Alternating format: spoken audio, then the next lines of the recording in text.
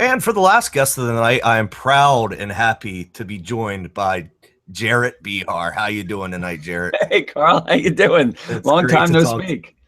Yeah, it's great. So, well, you and I have been texting back and Yeah, forth, that's true. even if Yeah. it's not been about the podcast, about different sports stuff and everything. So, sports, politics, life. Saw your vacation and everything. Seems like everything's going great with you. And I Yeah. was really excited. I was really adamant about getting you on, and it's the best way to close the show is the guy that's been around since day one. Not only of this podcast, but of the previous podcast that spawned this. And right before you, I had Tim on, and you two and Jason were the driving force of the previous show, and that evolved into this show. It's funny because Tim told me a funny story about you, which I hadn't heard before. He said you're a bit of a fanatic when it comes to sports, and I said, well, I know you guys went to the Phillies Mets game together. I didn't know that you went to the Giants Titans game Yeah. together. I flew down to Nashville and went to the Giant Titan game with him. It was pretty fun, and he had lost a bet. It was I had lost a bet with him, and I had to wear a Phillies hat I at remember the that. Philly Met game, and then he lost a bet with me, and I can't for the life of me remember what they are, but he had to wear a Giants hat to the Giants Titans game, but I only made him wear it on the outside and then take it off before he went in. He said that you guys were in club level seats with all the guys that are like sitting there drinking their, Jack and Coke, like casual fans is the way that he described it to me. And he said you were nothing near casual. I was excited. OBJ was playing, and it was his rookie year, and the Giants were a little bit better than the Titans then. So I don't think they made the playoffs that year though. But no, it was fun. We had a good time. It wasn't crazy. The Titans fans are perfectly nice people. I found pretty much every visiting fan to be pretty nice, except for Philadelphia. Oh, yeah, yeah. I don't want to exclude our Philadelphia listeners, and no, they're very passionate in their own right. Those are the real passionate fans. If they do take it to another level. Well, it's great to talk to you. So the theme of this show is, what have you learned this year in fantasy, since this is our 1 year anniversary, which it really does not seem like that. I mean, it's crazy how time flies. But it seems like I've been gone for a year, actually. So. It does. So what have you learned this past year? Well, I think the number one thing I learned, which should probably be obvious to the listeners of the show, is not to bite off more than you can chew, which is unfortunately, I think, what I did over the last 2 years. And I think I was so passionate, and I loved the Dynasty format so much that I just wanted to be in more leagues. And I love doing rebuilds, and I love doing drafts, and I love doing auctions. And I joined way too many leagues. And I think it was a combination of life kind of getting complicated and catching up with me, but also I think that I just got overwhelmed with the amount of leagues I was in, and that I was running, and the podcast, and just everything. And it kind of just all came to a head with my real life too.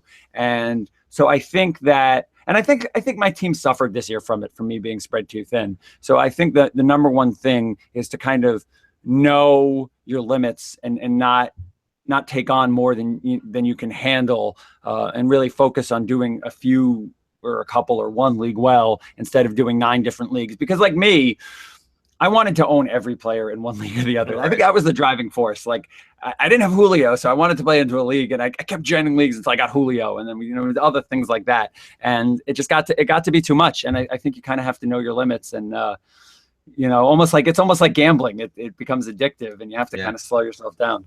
Yeah, absolutely. And I think that even if you're in one less league than you want to be, you could still be very active in the amount of leagues you are in. And hopefully you are in leagues with 11 other active owners, or however many owners are in that particular league. And one thing that I've learned over this past year is surrounding yourself with people that you want to be in leagues with, fun, active people. And then I think that kind of goes tangentially to what you're saying. And if you're in those type of leagues, then you don't need to keep adding on. And as you said, bite off more than you could chew. I think that if you're in 1 to 5, I know some people are in 50. I think somewhere in that 5 range with me, if you don't count best ball, is what I like to do. And in most of those leagues, everybody's pretty active. So I get my excitement, with a minimal amount of leagues. Well, I think that's a good point. It was what I was just going to say. I think I decided that the tipping point for bad owners for me was like 3 if you're in like a 12-person league, because 1 to 2, you can kind of deal with it. 3, it starts, I think, to be annoying. And then any more than 3, it's just like, well, what am I doing here? There's a couple of people that there's a couple of people that are making their runs. So they're just trying to acquire players to help them win. And then, there's the 3 or 4 people that are not responding to emails or not doing anything. And it's like, so you've got this small group of people that you can actually make transactions with or have just having conversations. Like, even if you don't want to trade, or I can send you an email and say, oh, you've got Julio, what would you take for him? And the person writes back and says, oh, I really don't think I want to trade Julio. I value him as a top 3 receiver. And then you email back and forth and have a conversation about player values. You're not necessarily even having a trade conversation, but you're having a general philosophical dynasty value conversation. And if you don't have a lot of people like that in your league, where they don't take offense, they don't think you're trying to pull one over with them just because you asked for, a top 10 player, then it's like, well, what are you doing?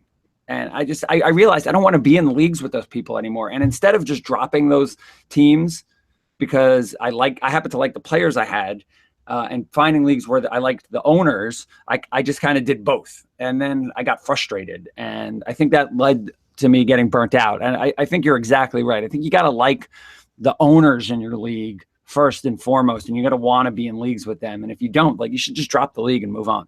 And this is to get a bit philosophical. You can really say that about the dynasty leagues in general, but I think really with doing this show over the past year, surrounding yourself with people that you want to be involved with, I think is definitely good advice. I mean, we loved all the guys over at DLF, but we had our own little family between me and you and Eric and Jason, and we've expanded upon that with adding Jesse and Jake and Shane to the team. And I mean, really involving yourself with people that you want to be involved with, whether it be in your leagues so you can stay passionate and stay involved, or whether it be in this job that we choose to be in and work for mostly for free, and just be a part of this team, I think is really a good thing, is whether it's dynasty advice or life advice, to just to surround yourself with good people. And I think that's definitely a great point. Right. I think that's great. And I think you're exactly right. Like, regardless of whether or not I've been available and been able to do the show over the last several months, I still count you and Eric and Jason as friends, and we still chat. And it looks like you've surrounded yourself with some great new people. I mean, I know Booger, and I know he's a great guy, and the other guys seem like great guys too. The problem with the industry as a whole is I think that there's this tendency that people feel the need to show how smart they are. And you can't have there's a fine line between having a discussion and disagreeing and just kind of saying, well, I'm smarter than you and you're wrong and I'm right and I'm going to belittle you. And I think too many people try to do that. And, I don't know if that's trying to hide some inadequacy or there's some sort of other deep-seated thing going on. I'm not going to try to psychoanalyze anyone, but it just, from a personal standpoint, I just got frustrated with it. You and I can disagree about the value of a player or whether or not a certain statistic is meaningful or not meaningful. And I'm entitled to my opinion and you're entitled to yours. And, whatever, I'm going to win or lose my league if I'm wrong or right.